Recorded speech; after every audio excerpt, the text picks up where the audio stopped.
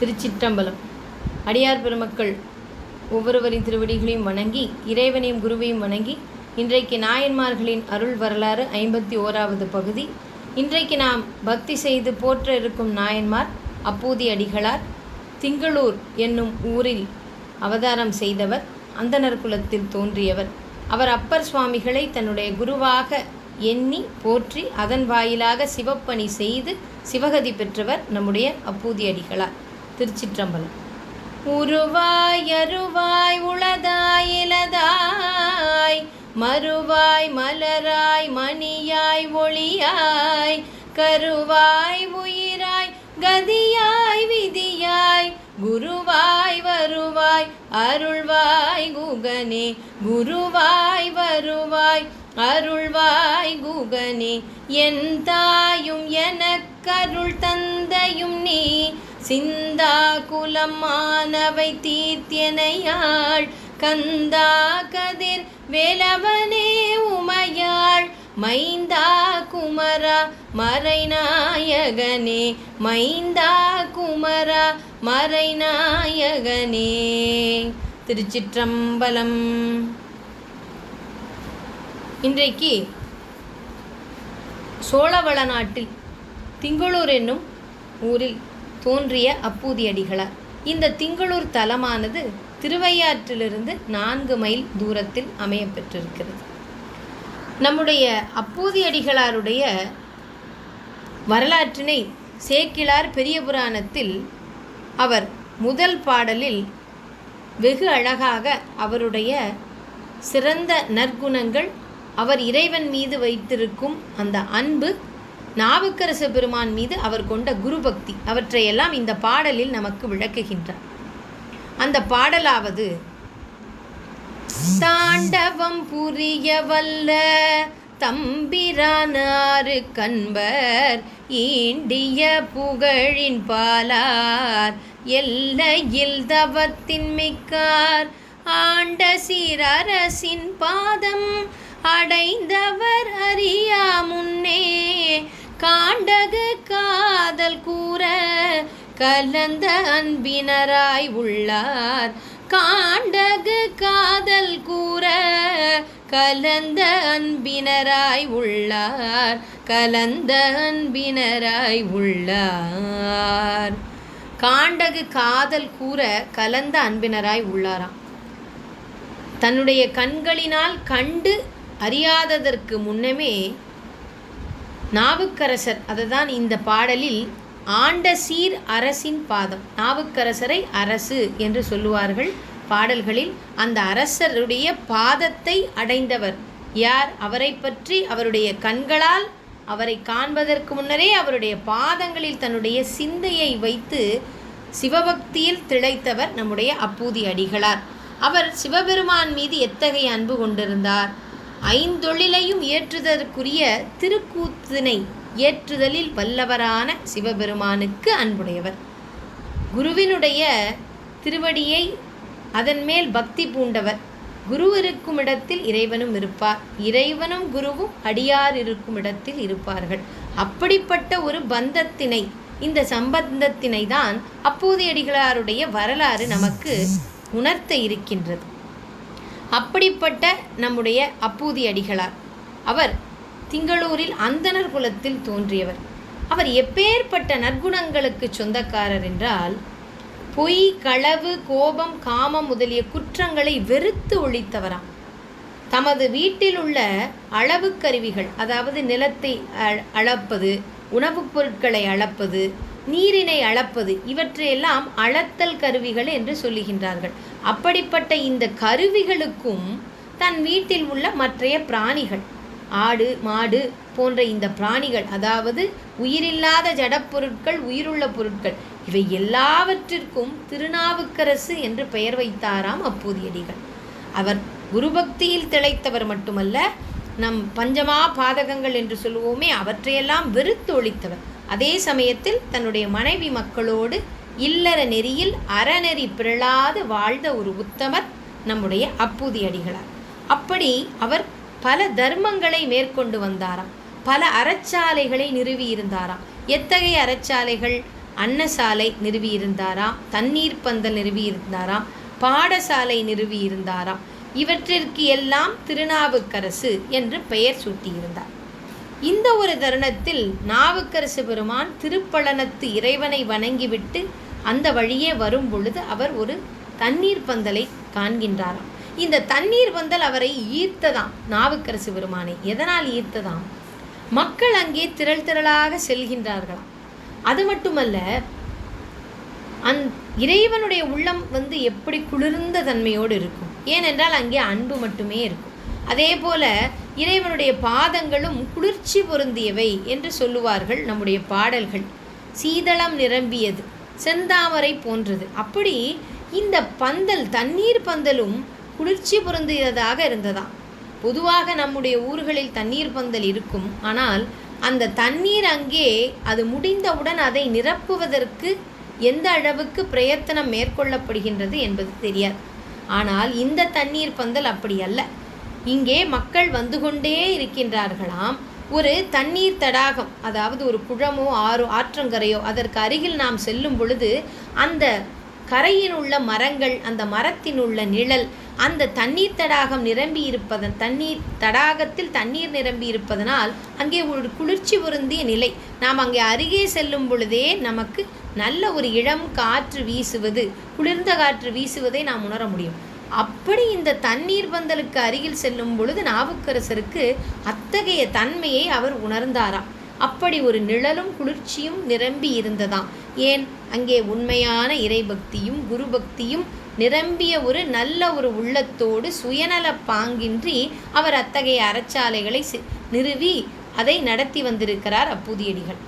உடனே இவர் அதற்கு அருகில் நாவுக்கரசர் சென்றவுடன் அங்கே பார்க்கும் பொழுது அது திருநாவுக்கரசர் தண்ணீர் பந்தல் என்று அங்கே பெயரிடப்பட்டதாம். உடனே அவர் வியப்புற்று அங்கு இருந்தவர்களிடமெல்லாம் இந்த பந்தலை இந்த பெயரிட்டு அமைத்தவர் யார் என்று கேட்க, அவர்கள் அனைவரும் அப்பூதியடிகளார் என்று சொன்னார்களாம். இது மட்டுமல்ல, வேறு பல அறச்சாலைகளையும் அவர் நிறுவியிருக்கிறார் என்று சொன்னார்களாம். அத்துணை அறச்சாலைகளுக்கும் திருநாவுக்கரசு என்ற பெயர் சூட்டுவதுதான் அவருடைய வழக்கம் என்றாராம். அந்த அப்பூதியடிகள் இப்படி செய்வதற்கு கருத்து என்னவோ, என்ன ஒரு கருத்தினை அவர் மனதில் வைத்து இப்படி ஒரு செயலை செய்கின்றாரோ என்று எண்ணமிட்டு கொண்டே அவருடைய இல்லம் யாது, எங்கே இருக்கின்றார் என்று வினவி அவருடைய இல்லம் நோக்கி செல்கின்றார் நம்முடைய அப்பர் சுவாமிகள். அது சமீபத்தில் இருக்கின்றது என்று சொன்னவுடன் அவர் அங்கே நேரே செய்கின்றார். உடனே அங்கே வந்தவுடன் சிவனடியார் ஒருவர் தமது தலைவாசலில் வந்துள்ளார் என்று அவர் அப்பூதியடிகளார் வீட்டின் வாயிலிற்கு வந்து இவரை வரவேற்கின்றார். வரவேற்றவுடன், யாம் திருப்புணத்தில் எழுந்தருளியுள்ள சிவபிரானை வணங்கிவிட்டு வருகின்றோம் என்று நாவுக்கரசர் சொல்லுகின்றார். வழியில் நீர் வைத்துள்ள நிழல் நிறைந்த தண்ணீர் பந்தலை கண்டோம். இந்த அறங்களை பற்றியெல்லாம் கேட்டு அறிந்தோம். சிவனடியார்கள் பொருட்டு நீர் வைத்திருக்கும் இந்த தண்ணீர் பந்தலுக்கு உம்முடைய பெயரை எழுதாமல் வேறு யாருடைய பெயரையோ எழுத வேண்டிய காரணம்தான் என்ன என்று கூறினாராம். உடனே நம்முடைய அப்பூதியடிகளுக்கு அவருக்கு மிகவும் கோபம் வந்துவிட்டதாம். அவர் சொன்னாராம், திருநாவுக்கரசருடைய திருத்தொண்டினுடைய வலிமைதான் உமக்கு தெரியுமா? அத்தகையவரின் திருப்பெயரை யாரோ ஒருவருடைய திருப்பெயரை வைத்திருக்கிறீரே என்று நீர் எப்படி சொல்லலாம் அப்படி என்று கேட்கிறாராம். ஏனென்றால் தொண்டின் வாயிலாக, சரியை மார்க்கத்தின் வாயிலாகவே இறைவனுடைய திருவருளை பெறலாம் என்று இந்த உலகத்திற்கு உணர்த்தியவர், வாழ்ந்து காட்டியவர் நம்முடைய நாவுக்கரசர். அது மட்டுமல்ல, சமண சமயத்திலிருந்து சைவத்திற்கு மீண்டும் ஒரு புத்துணர்ச்சியை கொடுத்தவர் நம்முடைய நாவுக்கரசர். அப்படி இருக்கும் ஒருவரை நீர் இப்படி கேட்டுவிட்டேரே என்று வெகுந்து கோபம் கொண்டாராம் அப்பூதியடிகள். நீர் எங்கே வசிக்கின்றீர், நீர்தாம் யார் என்று சொன்னவுடன் நாவுக்கரசர் சொன்னாராம், இவர் எங்கே விட்டாரோ அதிலிருந்தே தொடங்குகின்றார் நாவுக்கரசர். அப்பூதியடிகள் எங்கே விட்டார்? சமண சமயத்திலிருந்து சைவ சமயத்தை மீண்டும் அதில் ஒரு புத்துணர்ச்சியை ஏற்படுத்தியவர் நம்முடைய நாவுக்கரசர் என்று சொன்னார் அல்லவா? அதே இடத்திலிருந்து நாவுக்கரசர் சொல்லுகின்றார், புறச்சமயமான சமணத்திலிருந்து கரையேறும் பொருட்டு சிவபெருமானால் ஆட்கொள்ளப்பட்டு, சூலநோய் தரப்பட்டு ஆட்கொள்ளப்பட்டு மீண்டும் உயர்ந்தவன் நான், அத்தகைய தெளிவு உணர்வு இல்லாத சிறியேன்தான் நான் என்று சொன்னவுடன் இவர்தான் அப்பர் சுவாமிகள் என்பதை அறிந்த அப்பூதியடிகளுக்கு எந்த ஐந்தொழில் புரியும் கூத்தன் சிவபெருமானுடைய நடனத்தை அதன்பால் அன்பு கொண்டு பக்தி பூண்டிருக்கும் அப்பூதியடிகள் இவர் இப்பொழுது தாண்டவம் ஆடுகின்றாராம், ஆனந்த கூத்து ஆடுகின்றாராம். எதற்கு? தான் இறைவனை காண்பதை விட இன்னும் சொல்லப்போனால் ஒப்பு நோக்கினால் அந்த இறைவனை யார் நமக்கு காட்டுகின்றாரோ அந்த குருவினை காண்பதற்கு எவ்வளோ ஒரு பேர் வேண்டும் இல்லையா? அதனால்தான் குரு என்பவர் இறைவனை விட இறைவன் வேறு குரு வேறு அல்ல. அந்த இறை வழியை நமக்கு காட்டுபவர் குரு தானே. அவர் அதற்கு முன்னால் தான் கண்ட வழியை, தான் கண்ட இறைவனை எப்படி ராமகிருஷ்ண பரமஹம்சர் சொன்னார் அல்லவா சுவாமி விவேகானந்தரிடம், நீங்கள் கடவுளை பார்த்திருக்கின்றீர்களா என்று கேட்டதற்கு பார்த்திருக்கின்றேன், உனக்கும் காட்டுகிறேன் என்று சொன்னாரே. அதனால்தான் குரு அத்தகைய உயர்ந்த ஸ்தானத்தில் நம்முடைய மார்க்கத்தில், நம்முடைய சனாதன மார்க்கத்தில் வைத்து போற்றப்படுகின்றார். அப்படிப்பட்ட நாவுக்கரசரை பார்த்தவுடன் அந்த ஆண்டவனையே, கூத்தாடுபவனையே, தில்லையில் கூத்தாடும் இறைவனையே கண்ட ஒரு அத்துணை ஒரு உணர்ச்சி மேல் பொங்க ஆனந்த கூத்தாடினாராம். வாய் குளறிற்றாம். அப்படி அவருடைய கண்ணீர் அருவியாக பெருகிற்றான். உடனே அவருடைய திருவடி தாமரையில், நாவுக்கரசருடைய திருவடி தாமரையில் விழுந்து வணங்கி அவர் தலையை தலை மீது பூண்டாராம். அவருடைய தலை மீது நாவுக்கரசரின் திருவடிகளை பூண்டாராம் அப்பூதியடிகளார். உடனே ஆனந்தம் பொங்க ஓடினாராம், ஆடினாராம், பாடினாராம். இவ்வளவும் இத்தனைய விடயங்களையும் செய்துவிட்டு நாவுக்கரசர் வந்திருப்பதை தன்னுடைய மனைவி மக்களிடமெல்லாம் சொல்லி எல்லோரையும் வரவழைத்து இவரை வீட்டிற்குள் இவருடைய பாதங்களுக்கு அபிஷேகம் செய்ய நீர் எடுத்து வந்து இவருக்கு பாத பூஜை செய்து இவரை அமரச் செய்து திரு அமுது செய்ய வேண்டும் தாங்கள் எங்களுடைய இல்லத்தில் என்று சொல்லி அவரை அமரச் செய்தார்களாம். உடனே இவருக்கு அறுசுவை உணவு தயாரிப்பதற்கு அத்துணை ஏற்பாடுகளும் ஆகின்றன. அன்னம் வடிப்பதற்கு அப்பூதியடிகளாரின் நல் மனைவியார் அவரும் உள்ளே சென்று அத்துணை ஆக வேண்டிய காரியங்களை எல்லாம் செய்கின்றார். அறுசுவை உணவு தயாராகின்றது. இவருக்கு திரு அமுது செய்விப்பதற்கு வாழை குருத்தை அறுப்பதற்கு அங்கே இளைய திருநாவுக்கரசு கொல்லையில் உள்ள வாழை தோட்டத்திற்கு செல்லுகின்றார். அவருடைய மகனுக்கும் திருநாவுக்கரசு என்றே பெயர் சூட்டி இருக்கின்றார் அப்பூதியடிகள். அதனால் அவர் இளைய திருநாவுக்கரசு என்று சொல்லப்படுகின்றார். அதாவது நமக்கு மூத்த திருநாவுக்கரசு என்பது அப்பர் சுவாமிகள், அதனால் நாம் இளைய திருநாவுக்கரசு என்று சொல்லுகின்றோம். ஆனால் இவர் தன்னுடைய 2 மகன்கள், அதனால் அவர்கள் இருவருக்குமே திருநாவுக்கரசு என்று பெயர் சூட்டி மூத்த திருநாவுக்கரசு, இளைய திருநாவுக்கரசு என்று அழைப்பாராம் அப்பூதியடிகள். அப்படி பெற்றோர் சொற்படி மூத்த திருநாவுக்கரசு தங்கள் வீட்டின் கொல்லைப்பற தோட்டத்துக்கு விரைந்து ஓடி ஒரு வாழை குருத்தை அறுத்தானாம். அறுத்த அந்த நொடியில் அவனுக்கு அங்கே கொல்லையில் இருந்த ஒரு கடுமையான விஷம் கொண்ட ஒரு பாம்பு அரவம் அவனை தீண்டிற்று.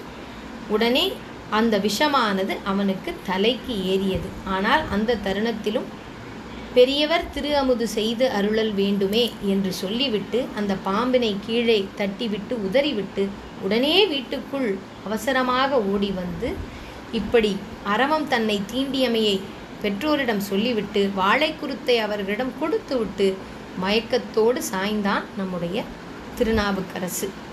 இந்த தருணத்தில் 7ஆம் வேகம் தலை கொண்டு அவனது பற்களும் கண்களும் மேனியும் கருத்து தீந்து வாய் குளறி ஆவி நீங்கிவிடும் நிலையில் அவன் அப்படியே மயங்கி சுருண்டு தலையில் வீழ்ந்தானாம். அதாவது 7ஆம் வேகம் என்பது என்ன என்று நம்முடைய பெரியவர்கள் சொல்லியிருக்கின்றார்கள். பாம்பு கடித்த இடத்திலிருந்து விஷம் கலந்த இரத்த குழாய்கள் வாயிலாக இதயத்திற்கு சென்று அங்கிருந்து திரும்பி உடலில் பரவுவதுதான் ஒரு வேகமாம். இவ்வாறு இந்த ஒரு வேகம் முடிந்தால் உடலில் உள்ள உமிழ்நீர், இரத்தம், சுக்லம், மூளை, தசை, எலும்பு, தோல் என்னும் 7 வகை தாதுக்களில் ஒன்றின் வலிமை கெட்டுவிடுமா. இப்படி 7 முறை இந்த விஷம் கலந்த இரத்தம் மூளைக்கு சென்று பின்பு உடலில் உள்ள மற்ற உறுப்புகளுக்கெல்லாம் பாய்ந்தால் அதுதான் 7ஆம் வேகமாம். அந்த 7ஆம் வேகத்தின் நிலையில்தான் அந்த திருநாவுக்கரசு இருந்திருக்கிறான். அதனால்தான் அவனுடைய பற்களும் கண்களும் எல்லாம் கருத்து விட்டனவாம். விடத்தின் வீரியம் அந்த அளவுக்கு அவனை தாக்கிவிட்டது. அது அந்த ஒரு நிலையில் அவன் மயங்கி சுருண்டு கீழே விழுந்திருக்கின்றான். இந்த ஒரு இடத்தில் நாவுக்கரசு பெருமானுக்கு அன்னம் பாலிப்பதற்காகத்தான் அவர்கள் இந்த ஏற்பாடுகள் எல்லாம் செய்கின்றார்கள். இந்த இடத்தில் நாவுக்கரசு பெருமான் தில்லையில் பாடி அருளி செய்த அன்னம்பாலிக்கும் அந்த தேவாரத்தினை பாடிவிட்டு பின்பு எப்படி அவர்கள் திரு அமுது செய்கின்றார்கள், அதனை அந்த நேரத்தில் அப்பூதியடிகளாருடைய மகனுடைய நிலை என்ன என்பதையும் நாம் சிந்திப்போம். அன்னம் பாலிக்கும் தில்லை சிற்றம்பலம் பொன்னம் பாலிக்கும் மேலும் இப்பூமிசை எண்ணம் பாலிக்கும் ஆறு கண்டின் புற இன்னம் பாலிக்குமோ இப்பிறவியே அல்லல் என் செய்யும் அருவினை என் செய்யும் தொல்லை வல்வினை தொந்தந்தான் என் செய்யும் தில்லை மாநகர் சிற்றம்பலவனார்க்கு தில்லை மாநகர் சிற்றம்பலவனார்க்கு எல்லை இல்லதோர் அடிமை பூண்டேனுக்கே எல்லை இல்லதோர் அடிமை பூண்டேனுக்கே. திருச்சிற்றம்பலம். இந்த தேவார திருப்பதிகத்தில் அன்னம் பாலிக்கும் என்று சொல்லப்படுவது, அன்னம் என்பது இன்றைக்கும் அன்னதானம், அன்னாபிஷேகம் இவையெல்லாம் சிவபெருமானோடு அவன் வீற்றிருக்கும் ஆலயங்கள் அடியார்களோடு ஒன்றிணைந்த ஒரு விடயங்களாகும் இவையெல்லாம். அது தவிர அன்னம் என்பது முக்தியையும் குறிக்கும். அதனால்தான் அன்னம் பாலிக்கும் தில்லை சிற்றம்பலம் என்றும் சொல்லப்படுவதாகவும் பெரியவர்கள் சொல்வார்கள். அப்படிப்பட்ட இந்த சிறப்பான ஒரு தேவார பதிகத்தின் வாயிலாக தில்லையில் கூத்தாடும் இறைவனை, எந்த இறைவனுடைய கூத்தினை அப்பூதியடிகள் பக்தி செய்தாரோ அந்த இறைவன் அவருக்கு திருநாவுக்கரசர் வாயிலாக எத்தகைய ஒரு சிவப்பேற்றினை கொடுத்தார் என்பதைத்தான் நாம் சிந்தித்து கொண்டு வருகின்றோம். இப்படி மகன் இப்படி அரவம் தீண்டி மயங்கி கீழே விழுந்து கிடக்கின்றார். இந்த தருணத்திலும் அப்பூதியடிகளாரும் அவருடைய மனைவியாரும் எங்கள் குடி முழுவதும் உய்யுமாறு திரு அமுது செய்ய எழுந்தருள வேண்டும் என்று நாவுக்கரசரை போய் அழைத்தார்களாம். தன்னுடைய மகனை அப்படியே அவனை தன்னுடைய வீட்டில் ஒரு புறத்தில் அவனை அப்படியே கிடத்திவிட்டு அவர்கள் சென்று பெரியவருக்கு இந்த விடயம் தெரியாத வண்ணம் அமுது செய்விப்போம். ஏனென்றால் அவருக்கு அமுது செய்வது என்பதுதான் அவர்களுடைய முதல் கடமை. குரு எழுந்தருளி இருக்கின்றார், அவருக்கு மரியாதை செய்ய வேண்டும், அவர் பசியோடு காத்திருக்கின்றார் என்று அந்த ஒரே ஒரு எண்ணத்தோடு அந்த தன்னுடைய பிள்ளை இருந்த நிலையையும் அதையும் விட சிவ பக்தியும் குரு பக்தியும் அடியாருக்கு செய்ய வேண்டிய தொண்டையும் பெரிதாக நினைக்கும் உயரிய ஆன்மாக்கள் இவர்களெல்லாம். பொதுவாக ஆன்மாக்கள் 3 வகை: விஞ்ஞானகலர், பிரளயாகலர், சகலர் என்று 3 வகை ஆன்மாக்கள் உண்டு. இதில் இந்த அருளாளர் பெருமக்கள் இத்தகைய அடியார்கள் இவர்களெல்லாம் விஞ்ஞானகலர் ஆன்மாக்கள் வகையில் இடம்பெறுவார்கள் என்று பெரியவர்கள் சொல்வார்கள். அதாவது விஞ்ஞானகலர்கள் என்றால் அவர்களுக்கு ஆணவம் மட்டும்தான் இருக்கும். அடுத்தது பிரளயகலர் ஆன்மாக்கள் என்றால் ஆணவமும் கண்மமும் இருக்கும். சகல வகை ஆன்மாக்கள் என்பது நம்மை போன்ற மனிதர்கள், அவர்களிடம் ஆணவம், கண்மம், மாயையும் இருக்கும். அதனால்தான் நமக்கு இந்த மாயை, இந்த ஒரு தோற்றத்தில் நாம் நிலைத்தன்மை இல்லாத பொருட்களில் கட்டுண்டு நாம் பாசத்தினால் நாம் பல அல்லல்களுக்கு உரிகின்றோம். நமக்கு இந்த கட்டினை விடுவிப்பதற்கு இந்த இவர்களை போன்ற பெரிய ஆன்மாக்கள் நமக்கு வழிகாட்டுகின்றார்கள். ஒரு யோனி பிறப்பு, மனித பிறப்பு பிறக்க வேண்டுமென்றால் ஆணவம் என்ற ஒரு மலம் இருக்க வேண்டும். அதே சமயத்தில் அந்த ஆணவத்தோடு நம்முடைய பிறவியை நீட்டுவிக்கும் கண்மமும் மாயையும் இவர்களை போன்ற பெரியவர்களுக்கு இருக்காது. அதனால்தான் இந்த நாயன்மார்களுடைய வரலாற்றினை பார்க்கும் பொழுது இந்த பக்தி மார்க்கத்தில் அவ்வளவு பரிச்சயம் இல்லாதவர்கள் எப்படி இத்தகைய, அதுவும் இந்த காலகட்டத்தில் இதுவே எல்லாம் சாத்தியமில்லாத விஷயக்கூறுகளாகவே தோன்றும். ஆனால் இவர்களெல்லாம் சாதாரண வயப்பட்ட ஆன்மாக்கள் அல்லர். அதனால்தான் இவர்களால் எல்லாவற்றையும் இறையினுடைய ஒரு திருவிளையாடலாகவும், இறைவனே எங்கும் வியாபித்திருக்கின்றான், நாம் அவனுக்கு கீழ் அடிமையாக உள்ளோம் என்ற ஒரு நிலைப்பாட்டில் இறைவன் மீதும் குருவின் மீதும் இத்தகைய அன்பு செலுத்தக்கூடியவர்கள் உலகியல் வாழ்க்கையில் அவ்வளவாக அந்த பற்றுகளை எல்லாம் அறுத்தவர்கள் இவர்கள். அதனால்தான் இவர்களால் இத்தகைய செயல்களை செய்ய முடிகின்றது என்ற ஒரு தெளிவும் நாம் இந்த இடத்தில் மேற்கொள்ள வேண்டும். அப்படிப்பட்ட ஒரு சூழலில் அப்பூதியடிகளார் திருநாவுக்கரசரை திருஅமுது செய்து அருளர் வேண்டும் என்று அழைக்க, அவர் எழுந்து கைகால்களை எல்லாம் கழுவி ஒரு ஆசனத்தில் அமர்ந்து திருவெந்நீர் பூசிக்கொண்டாராம். உடனே அப்பூதியடிகளார் அவரது மனைவியார் அவருடைய மகன்களையும் அழைத்தாராம் திருநீர் கொடுப்பதற்காக. அப்பொழுது மூத்த மகனை அழையுங்கள் என்று நாவுக்கரசர் கேட்க, இப்போது இங்கு அவன் உதவ மாட்டான் என்று ஒரே ஒரு சொற்றொடரை சொன்னாராம் அப்பூதியடிகள். உடனே அப்பர் சுவாமிகளுக்கு ஒரு தடுமாற்றம் ஏற்பட்டதாம். உடனே அவர், இவ்வார்த்தையை என் உள்ளம் தாங்காது, அவன் என்ன செய்தான், இங்கே இதற்கு ஒன்று உண்டு, நீர் உண்மையை சொல்லும் என்று சொன்னாராம் அப்பர் சுவாமிகள். உடனே உடல் நடுங்கி பயந்து உண்மையை சொன்னார். பெரியவர் அமுது செய்வதற்கு இடையூறு நேரிட்டு விடும், அபாக்கியம் ஏற்பட்டு விடுமே என்று சொல்லி, மாதவர் கேட்கும்போது உண்மையை மறைக்காமல் சொல்லவும் வேண்டியிருக்கிறது. மாதவம் செய்தவர், அதனால் மாதவர். அப்படி என்ற ஒரு மனநிலையில், நீர் செய்தது நன்றாயிருக்கிறது, சுவாமிகளை பரிவோடு வணங்கி தன் மைந்தனுக்கு நிகழ்ந்ததை கூறினாராம். உடனே சுவாமிகள், இப்படி நீங்கள் செய்யலாமா, யார் இப்படி செய்வார்கள் என்று சொல்லி எழுந்து ஆவி நீங்கிய பிள்ளையினுடைய அந்த உடலை பார்த்தாராம். பார்த்தவுடன் அவர் ஒன்று கொலாம் என்ற திருப்பதிகத்தை பாடுகின்றார் நாவுக்கரசர். இந்த ஒன்று கொலாம் என்ற திருப்பதிகம் விடம் நீர்த்த திருப்பதிகம் என்று சொல்லப்படுகின்றது. கொடிய விஷங்கள், பாம்பின் இந்த விஷம் இவையெல்லாம் தீண்ட பெற்றதற்கு இந்த பதிகத்தை பாடினால் அதிலிருந்து உய்வு பெறும், அதாவது இறைவனுடைய திருவருளை இந்த பதிகத்தினை பாடி நாம் பெறலாம் என்று நம்முடைய அருளாளர்களுடைய சத்திய வாக்கு. அந்த வகையில் ஒன்று கொலாம் என்ற திருப்பதிகம் பாடுகின்றார். இந்த பதிகத்தினுடைய சிறப்பை பெரியவர்கள் சொல்லும்போது சொல்லுகின்றார்கள், ஒவ்வொரு பாடலிலும் 1, 2 என்று அந்த எண்களை சொல்லி இறைவனுடைய அதனோடு ஒப்புமை கூறக்கூடிய இறைவனுடைய தன்மை, இயல்புகள், ஆபரணங்கள் இவற்றையெல்லாம் சொல்லுகின்றார். எந்த பாடலிலும் இவர் இந்த உயிர் நீங்கிய அந்த மூத்த திருநாவுக்கரசருடைய அந்த மகனுடைய உடலை வைத்து கொண்டு இதை இறைவன் சன்னதி முன் வைத்து அவர் பாடுகின்றாராம். ஆனால் ஒரு இடத்தில் கூட இவனுடைய இந்த நிலையிலிருந்து மீட்டுத்தாரும் என்று கேட்கவே இல்லையாம். இந்த பதிகத்தினுடைய நிறைவு பாடலில் பாம்பின் பல் என்று ஒரே ஒரு சொற்றொடர் மட்டும்தான் வருகின்றது. இதற்கு காரணமாக சொல்லப்படுவது, வேண்டத்தக்கது அறிபவன் இறைவன். நமக்கு என்ன வேண்டுமோ அது இறைவனுக்கு தெரியும். அதனால் அதை நாம் வெளிப்படையாக அவனிடம் கேட்க வேண்டும் என்ற ஒரு அவசியமே இல்லை.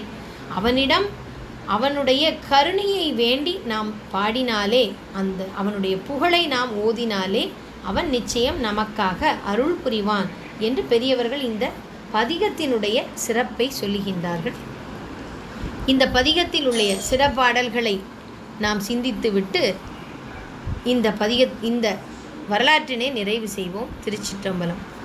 ஒன்று கொல்லாம் அவர் சிந்தை உயர்வரை, ஒன்று கொலாம் உயரும் மதி சூடுவர், ஒன்று கொலாமிடு வெந்தலை கையது, ஒன்று கொலாம் அவர் ஊர்வதுதானே, இரண்டு கொல்லாம் இமையோர் தொழுபாதம், இரண்டு கொல்லாம் இலகும் கூழை பெண்ணான், இரண்டு கொலாம் உருவம் சிறுமான்மழு, இரண்டு கொலாம் அவர் எய்தினதாமே, மூன்று கொலாம் அவர் கண்ணுதலாவன,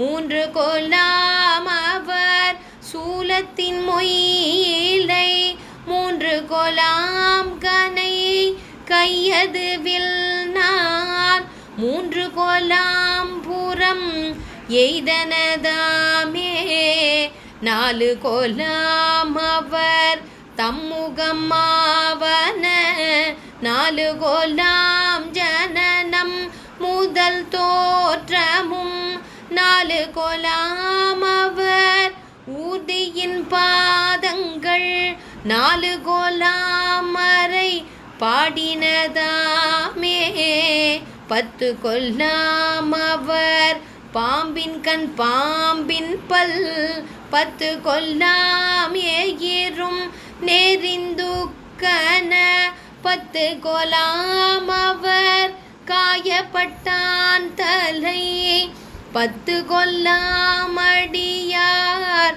செய்கைதானே 10 கோலாம் அடியார் செய்கைதாமே. திருச்சிற்றம்பலம்.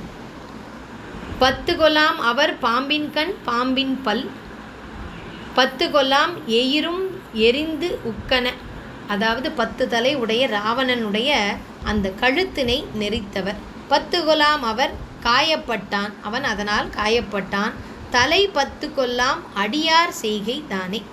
அடியார் செய்கை, அடியார் அன்பு, அது மட்டுமே இறைவனுடைய திருவருள் என்று சொல்லி இறைவன் அடியார்பால் உள்ள கொண்ட அன்பினையும் அதன் வாயிலாக நாவுக்கரசு பெருமான் இந்த பதிகத்தை பாடியவுடன் அந்த உயிர் நீங்கிய அப்பூதியடிகளாருடைய மகனுக்கு மீண்டும் உயிர் வந்தது. வாழை இலையை விரித்து நன்னீரால் கழுவி சம்பிரதாயப்படி வலது பக்கம் வைத்தார்களாம். எதற்கு? அவருக்கு திரு அமுது செய்வித்தார்கள். அந்த மகனுடைய உயிரும் மீட்ட பிறகு மீண்டும் நாவுக்கரசருக்கு திரு அமுது செய்யும் அந்த ஒரு திருத்தொண்டினை செய்கின்றார்கள் அப்பூதியடிகளாருடைய குடும்பம்.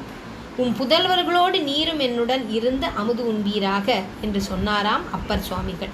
அதை கட்டளையாக ஏற்று அவருடைய மூத்த திருநாவுக்கரசு, இளைய திருநாவுக்கரசு என்று 2 மகன்கள் திருநாவுக்கரசருக்கு அருகில் அமர்ந்து அமுதுண்ண தலைப்பட்டார்களாம்.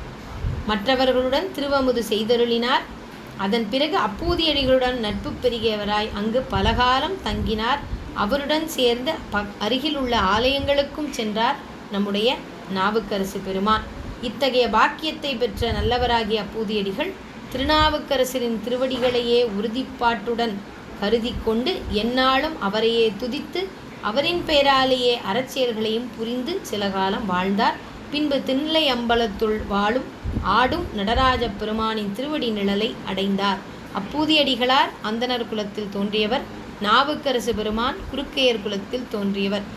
இத்தகைய இந்த செய்திகளையெல்லாம் நாம் சொல்வதற்கு காரணம், அந்த காலத்தில் நம்முடைய பக்தி மார்க்கத்தில் குல வேறுபாடு என்பது கிடையாது என்பதை சொல்வதற்காகத்தான் நாம் இந்த ஒரு தகவலையும் நாம் இங்கு குறிப்பிட்டு சொல்கின்றோம்.